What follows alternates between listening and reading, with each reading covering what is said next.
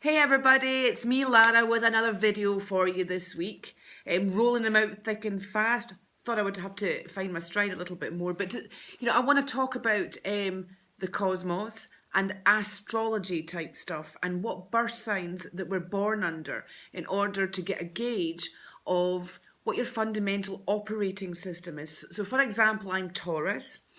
So as a Taurian, I have certain characteristics that are prevalent in order for me to understand where I operate from. And then by doing that, I always go back to it as a default setting, of if in doubt of, what decisions I want to make about stuff, or even how I sort of portray myself to people. If I get panicky, I just go back and go, do you know what, I'm a Taurus. Not to feel that I'm a failure in any way because I can't come out my comfort zone in this area, and I can absolutely push the comfort zone and step beyond it in that area because that's how I operate anyway. So as you know, we've got 12 different signs in our chart, right? Which star sign are you? So that's the first thing that I would like you to think of. Which one are you? And yes, I know some of you are going to go, but we've got 13 now because there's another AstroSign, another planet that has appeared some years back. Well, it's probably always been there. It's just actually in our periphery now. Which is, and I've forgotten the name, but I will find it out and I'll let you know for next time. I think between Sagittarius and Capricorn. It runs for about 11 to 13 days, if I'm not mistaken. But, many people don't know that when I first started my career off, I actually, I was doing an Open University degree on science, believe it or not, because I'm your kind of girl where I like to understand not just esoteric stuff, but I like to understand how that actually happens scientifically. And actually, I'm interested in the point where the two actually collide, almost like the polarities. People, in fact, I've come to know it as a kind of like paradox type stuff, where you've got an argument on one side in science, and you've also got the esoteric side, where, okay, maybe it hasn't been proven yet, but that doesn't mean that it doesn't exist, but there's some very strong arguments and some strong evidence to support it.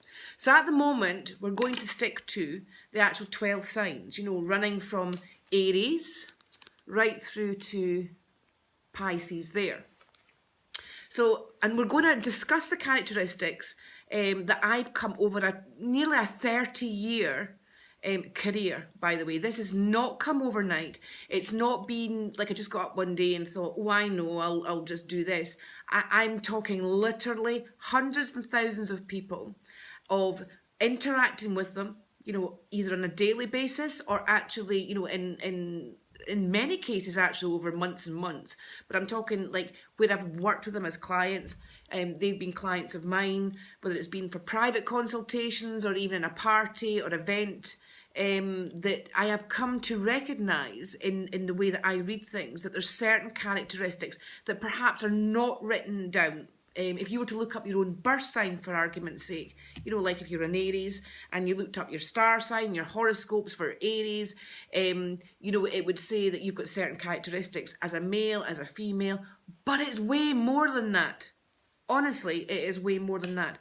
And also, if you get a gauge of, like I've said before, how you operate with it, it's like a little manual that you're born with.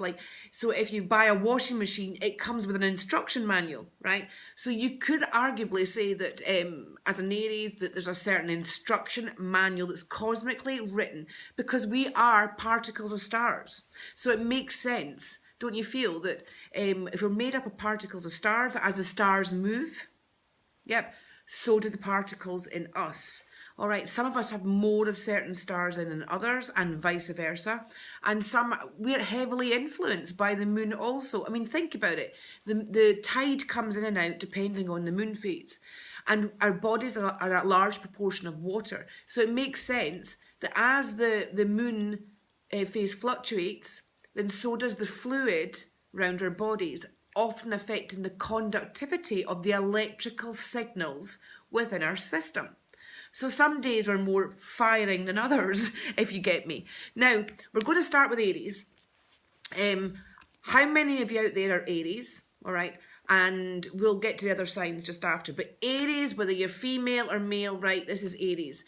Aries are very much where the females are concerned, hypochondriacs. I'm going to start with that. Hypochondriacs that pay particular attention to their health, but can take it to the next level. Often I've known a lot of Aries women actually be in nursing, midwifery, a caring profession, or even are hugely empathic actually throughout their lives. And subsequently, because they're very empathic, they don't, perhaps their boundaries are a bit blurred, so they often get bitten further down. They do have a lot of love to give, but the requirement for the reciprocation actually is really high. Their barriers, their sort of level is really, really high. And so I have known that one man is not enough for an Aries woman, that often two men, or they end up making really good friends with another guy, or often several guys, and can often get themselves into trouble as a result of it. Forgive me for being so frank, but I do believe, I'm a Taurus, I'm very direct and say what I mean and mean what I say. Sometimes it comes out a little bit wrong. Aries men actually are very good at making money. They're very good at running in their own business. In fact, they can pay particular attention too much where money and finance is concerned. And can seem stingy or mean. If I've ever read for a woman who's with an Aries man, they all said the same thing to me, that they're tight with their money and they can also be very standoffish in a relationship or evasive even. And I have known Aries men to kind of run around a bit on their partners, but I think that's often because love at times can often escape them because they get so absorbed in other stuff. Operating as an Aries, very much they go by the heart. Right? The heart down the wrong path can get them into a little bit of trouble. Heart down the right path can actually yield enormous benefits. So it's good to be, Aries is good. They've got lots of traits. They've got lots of gifts that they really want to share with the world as well. But I do feel that their confidence is lacking along the way, and the confidence and the lack of confidence and self-esteem in themselves can kind of make their path and their purpose, life purpose, a little bit shaded. They will travel to enormous lengths to find their path, when in actual fact the path often is in here. All right, it's always within. It's within them all the time. So telling you that perhaps they don't listen to their inner voice quite as much as they should do. They're more influenced by people round about. Aries are fabulous people to have round as friends, often seeing things from different perspectives and many different ways, and have really valuable input, hence empathic, caring. If you've got that outlet as an Aries, then you will find your path and your way forward. Next one is the Taurus. I myself am a Taurus, as you guys know, but any Taurians out there, male or female, we can look at the Taurians as, sometimes I used to look at things as a Taurus and think, well, that's not me, that's not me. Have you ever done that? With your own star sign, you've looked, in the newspaper, magazine and gone, or online and gone, that doesn't sound like me. You know what I learned? We've got 12 different signs in our charts. And your rising sign depicts your character. So if you get a birth chart done, or you get, an analysis, an astro analysis of, the details of when you were born, that it's your rising sign. Like, for example, my rising sign's Leo. Can you tell? Here we go. Leo.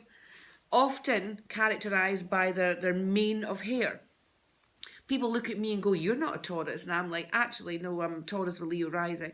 And I have Aquarius after that. So I get caught up in one daydreams. And one day I want to just stay at home, put my fluffy slippers on, get the fire on, and put my feet up and just stuff my face and watch, movies. And other days I want to get up and sock it to the world. I don't know if anybody else out there that's, ever feels like that. But possibly you could have Leo as your first sign or rising sign. Anyway, excuse me there. Back to the Taurus part there. Taurians love their stability. They can be stuck in their ways. They like what they like and they don't like what they don't like, right? And they don't make any apologies for that. You probably would know exactly where you stand with a Taurian, but don't be fooled by their tough external exterior. Their interior, they're so soft, really soft. I'm sure somebody told me at one point that most of the prime ministers in the UK within a certain 100-year time frame were actually Taurians. So fairness, they like justice. And by the way, can I just say that if anything's unfair, you will hear them. Natural leaders are Taurians. So you're always expected to know that you're in the lead. or to be in the lead, even if you're not aware of it yourself, which is usually kind of like me. Like I could sit in a room full of 100 people and everybody will choose me as a leader, even though I didn't actually self-nominate for me for leader. And I've often wondered why on earth that was, until one day it dawned on me that in actual fact it's because I was born under the sign of Taurus. They seem to intuitively know that.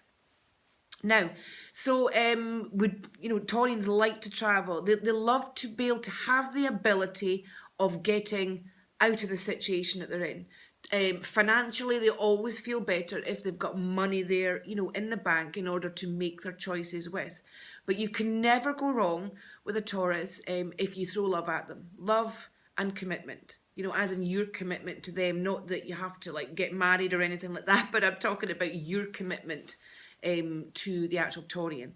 The males of the AstroSign, they are actually very friendly people. Sometimes not always what you see is what you get, because they can be a bit guarded, all right? So they come from a place of introvertism. Is that a new word? Introvertism in order to generate the energy inwards, outwards. They like to sit back on things and like to be in full possession of the facts in order to make their decision. My grandmother was a Taurus, I've got to say. She was a May one, I'm an April one. She would shop for the cheapest bit of wrapping paper, whereas personally I couldn't even be bothered to get in the car to drive, do all the big rounds to get things at different shops. So, if you're a star sign or astro sign that's perhaps, say you're Virgo and you're in August, and then you get a friend who's a September Virgo, you are also going to be a little bit different as well, because it's a different month. Now, after that, we've got Gemini. I love Geminis. Watching them make a decision is actually quite entertaining from, another person's perspective. Never give a Gemini more than one thing to choose from. You will be there for a millennia, so you will. They love to take their time in making their mind up. And actually, they'll tell you to your face they don't like taking time to make their mind up, but they seem to do it so often, you've got to assume they enjoy doing that. Or do they? Or is it just how their system is? Of course it is. Right? The men can be very daydreamy, as Geminis, but when they have a mission, they will carry it through, and will carry it right through at a remarkable rate. Whereas the women, they can get caught up in relationships. They generally tend to gravitate towards the young guy, one guy, even if that guy has been bad for them or proven to be bad for them, let's just say. So the Geminis are a bit of an anomaly. I actually think they're one of the most intelligent signs in the zodiac. Gemini, along with Virgo, are ruled by Mercury, which is all to do with communication and, the way that they use their brain, but they're very logically driven, often having an interest in the esoteric side, but the logic will override any decision that it's got to make on that, often keeping them in a kind of holding space. Which is a kind of self-imposed holding space. So to know yourself that that's perhaps a comfort zone of yours, Gemini, and in order to get out of that, it's really to run at things hard and try not to give yourself time to think about things too much, because it will derail you. Enormously loving sign, but don't cross one, because you could get more than you bargained for. Next one after that, we have Cancer and Cancerians. Well, Cancerians, I've met several female Cancerians that are very much go-getters, we've got to sock it to the world, and we're not going to rest on our laurels. And I've met other Cancerians that are actually stay at home and, long skirts and bare feet and, lots of creams and browns and earthy colours in their home. So they really are a kind of mixed bag, shall we say. Most Cancerians I've met have achieved remarkable amounts in life. They really are what I call silently ambitious women who don't need to shout out about it like Leos do, okay? And if they can go into their flow, they can go into the Mother Earth and, that kind of persona, and actually in that flow find their way towards notoriety and, being successful in an area that they actually love to be. Often it's something they enjoy doing that they make money from. So if they love to sing, they'll make money from singing. If they love to bake, you'll often find a Cancerian will actually make money from baking, and they're not afraid to start at the bottom and work their way up. But more confidently as the Cancerian, the men, even if they're educated to a high level, because they're very intelligent, the male Cancerians, can I just say that? Absolutely, they have a vast knowledge about a lot of subjects, but no matter how qualified they are, you can absolutely guarantee they will go into an area of work, start at the bottom, work their way up, much to the frustration of their mothers and their families. All right, so if you're a male Cancerian watching this and you still haven't made it in life, don't be afraid to roll your sleeves up and get stuck into new projects, because you have the potential, astro-wise, to succeed. All right, please know that. Leos. Well, Leos, what can I say? Leos are, not the odd Leo that just are a bit reclusive, actually. They love their own space. They're not afraid to be in their own space. And so very introverted energy, despite what you may hear about them. On the other hand, you get some Leos that are very gregarious, very out there. You can spot them a mile off, in a room, or even out when you're outside. By holding an audience, being captivating to, other people. Leos generally tend to stand out, but they don't always want to. I know many Leo women are very happy, stay at home, have children, but at some point, and it does happen, in their 30s generally, they will get up, enroll in a course, and before you know it, they've got themselves a professional career, and they want to shout out about it. So sooner or later, even if it's not when you're younger, they usually tend to want to get to a place of notoriety, of public accolade, of really just acceptance. I mean, human beings want to be accepted, but Leos also, they love to get good positive feedback for their accomplishments. All right, that drives them, that makes them feel fantastic. Whereas other signs can kind of run away and hide under a rock. Leos, you'll see them standing more upright with their face up to the sun and breathing it in and really reveling in it. They are such fun people to have around. And Leos really can step in between the introvert energy and the extrovert energy, depending, of course, on the time of year, time of that sign that they're actually born, I would probably say. You often find them in their own businesses. Where the men are concerned, there are two types of the men in Leos: womanizers or workaholics. I've never really met anybody that's been in between that. Okay, so if you get a workaholic, you're set. Although don't look at much time for him to spend with you. And if you've not got the workaholic type and he gets on really well with other women, it's not so much him that the males I don't trust, but the other women could view that in a different way and try and make, unacceptable advances. So maybe cut the female interaction down there, guys, in order for the trust to build in the relationship that you're with. Virgo. Virgos, like Geminis, ruled by Mercury, so they're very logically driven. Virgos have to make sense of everything, and they've got filing systems for everything. Their own filing systems, not a filing system that's taught. And even if they go into an office environment where they say, this is how we do things, you can absolutely guarantee the Virgo will replicate that. They will align with that. But then they'll make their own up. One is more efficient. So for efficiency and for accuracy and for knowledge, you want to be around a Virgo, because they will really look into things and they will fine-tune things like a mofo, let me tell you.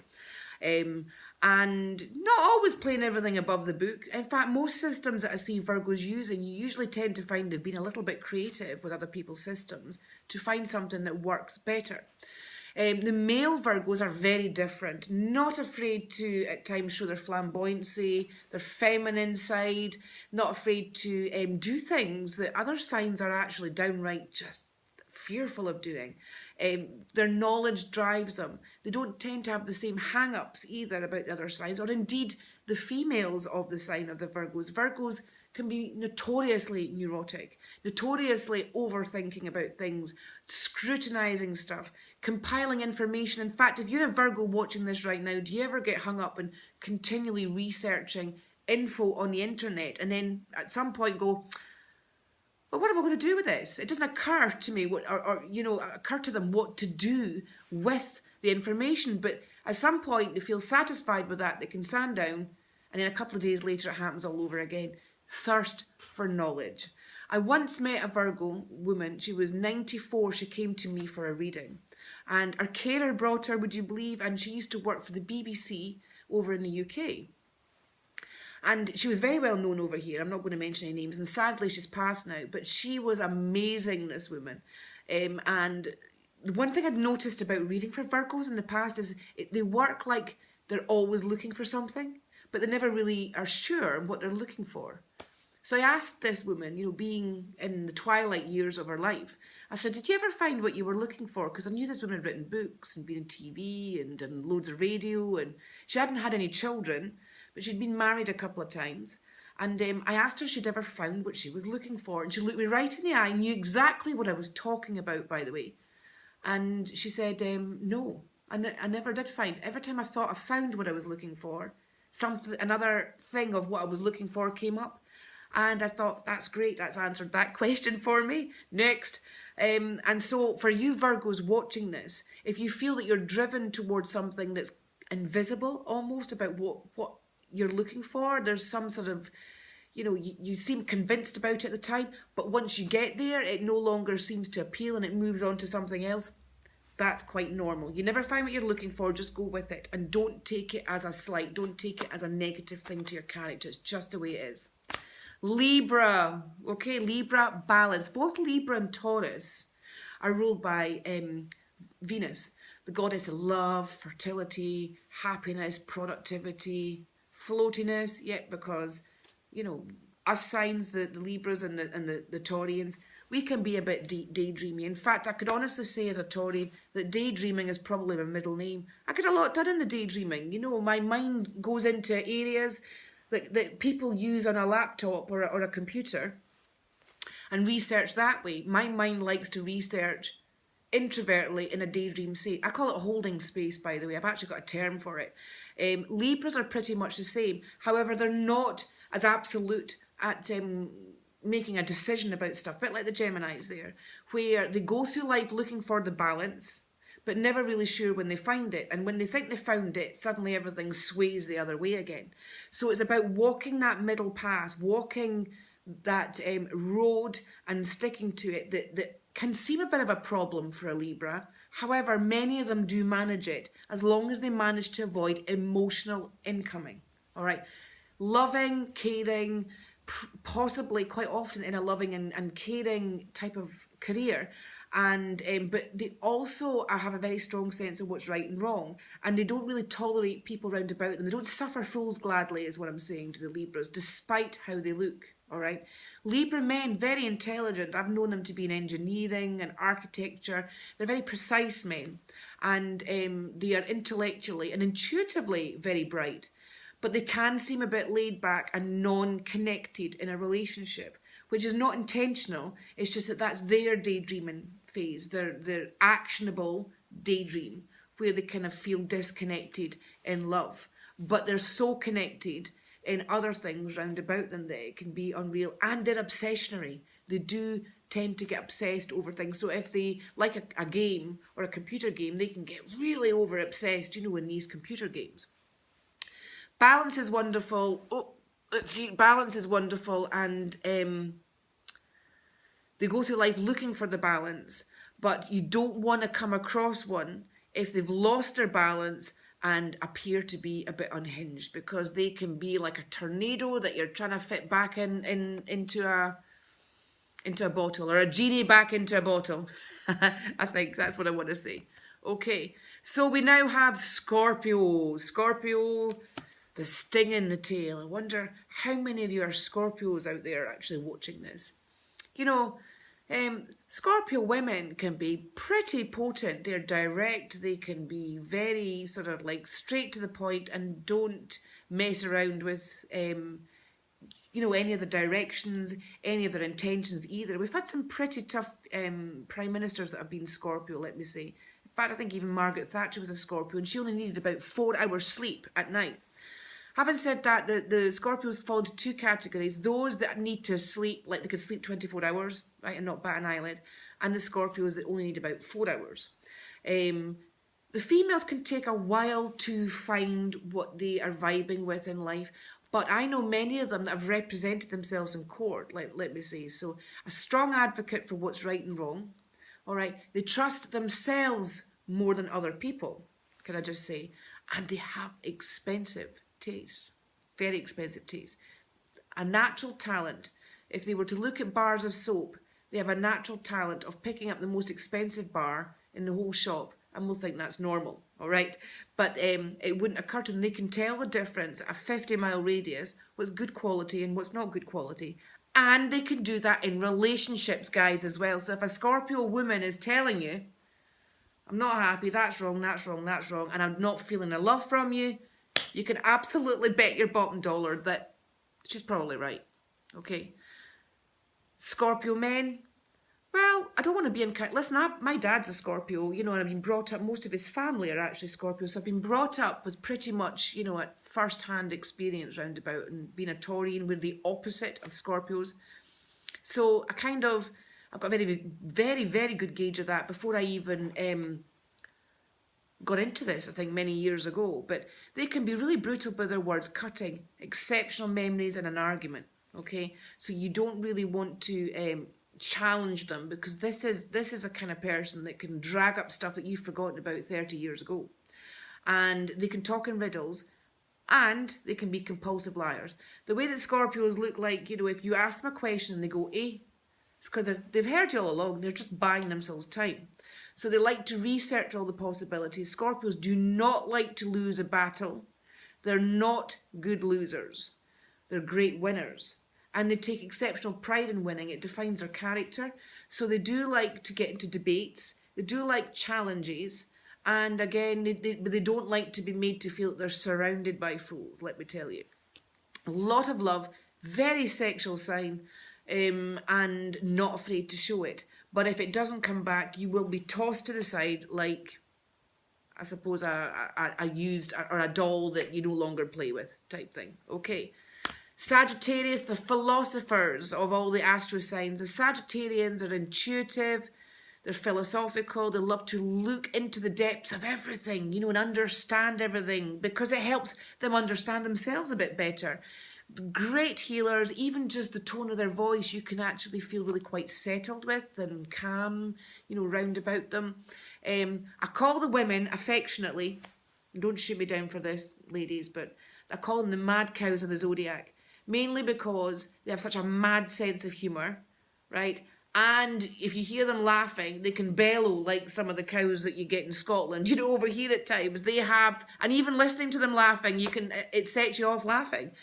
They often come into their own as well, Sagittarians, you know, once they get into their 40s. So I liken them to a very fine bottle of wine or whiskey, where you don't get the best out of them until they've actually got a few miles on the clock. All right, a few miles on the clock. So if you're a Sagittarian watching this and listening to me talk about, you know, these signs right now, then have no fear. Once you get to your 40s plus, that's when life definitely starts for you guys.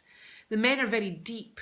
Often they can talk in riddles, you know, and it's like crowbarring a tin, like a lid off an old tin of paint at times where a Sagittarian man's concerned. They can be frustrating, but very thoughtful, all right? Because when it gets to the crux of it, nobody thinks to a point like a Sagittarian man. Very good in business, can be good, well, anybody can if they set their mind to it, but a Sagittarian man can also be good when it comes to juggling things. You know, they can appear so financially deficit in one hand, and then 6 months down the line, it's like a completely different kettle of fish. They have a remarkable ability to turn any situation from negative to positive. In fact, I've even gone as far as to think that they deliberately do that just so that they can pull themselves round and feel good about coming out of a bad situation to a good situation, if that makes sense. Anyway, Capricorns, the old goats, right? The Capricorn goats of the zodiac, well, what can I say? The goats, it will feel like climbing mountains. The women, usually married more than twice, they go into the first time and marry the first time just because they feel they should, because they haven't got the heart to let them down, and only realise that afterwards. And the second time, it is absolutely for love. So I don't think I've met any Capricorn women that have actually been married more than twice. Although, listen, if you're watching this and you're one, then give me a message, because I always love to know about the exception to my rules anyway. And the men, they can be very, they love challenges at work, often very good in business and in any work, and a massive asset to any company, by the way, or any business, Capricorns, because they will dig their heels in and they will do the work and they will follow the systems, but they can be critical and causing more problems than is what's necessary. We all like solutions to problems, to know that we can move on at some point into something else. They can be good, in the home, but highly negative. And if you're a positive character, being around, somebody that's negative can often make you feel really, terrible at times. So longevity may not be an option, but certainly in the short term, you could possibly get a lot out of it. Aquarius. Now, I've never met two people the same in Aquarius. I always tend to find that there's certain characteristics with all the birth signs. Apart from Aquarius, it was like the big guy upstairs just thought, we're going to, that one's a bit different, that one's a bit different, we've got stuff left over there, and that's a new thing that we're trying with that prototype. We'll just chuck them all into Aquarius. So Aquarians they could be curveballs, highly imaginative, very intelligent, but sometimes lack the direction in order to show it.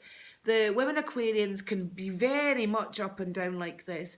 Often known, I've noticed, with addictive tendencies, Aquarians, but are able to pull themselves out of it. And I think fundamentally it's because they're highly empathic, very emotional women, and at times life is not designed for us to be emotional, is it, ladies? It's just not. The men, on the other hand, they can be love a challenge, but also like to cause a challenge, a bit like the Scarlet Pimpernels. You see them here, see them there, see them, everywhere, and then suddenly they disappear.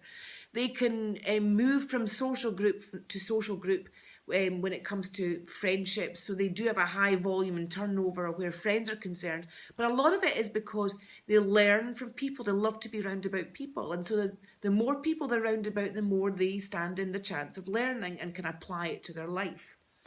That's if they can get out of doing the daydreaming part. That's if they can get out of doing the imaginative part. Because really, Aquarians are creators. They really are fantastic creators that can apply themselves to any area of life, but they've really got to want to. All right, so they have. Pisceans, we'll talk about Pisceans. Ladies and gents, do you ever feel like you're just swimming in, one direction and another, and then you meet yourself coming backwards, and then you kind of hit a brick wall, and it takes you sometimes days or weeks to get up and actually get yourself realigned again? The female Pisceans, I quite often look at them, and the energy from them feels very much like they're Virgos, because they've got a perfectionist side like Virgos. They like to get things right. They like to be ahead of the game, get up ahead of the game in the morning, get organised. They have a routine, everybody. And woe betide anybody that gets in the way of that. They pride themselves on the organisation side and pride themselves on having the fluidity to make their way and swim their way through many life obstacles. Quite often later on suffering, I would say, physically as a result of it, because they've taken quite a bit of a bashing over the years. But lots of love to give as a Piscean. But if you say the wrong word, present the wrong energy, or do the wrong thing, even just that once, you could shatter your chances with a Piscean. Piscean men, I've found, have addictive tendencies a lot of the time.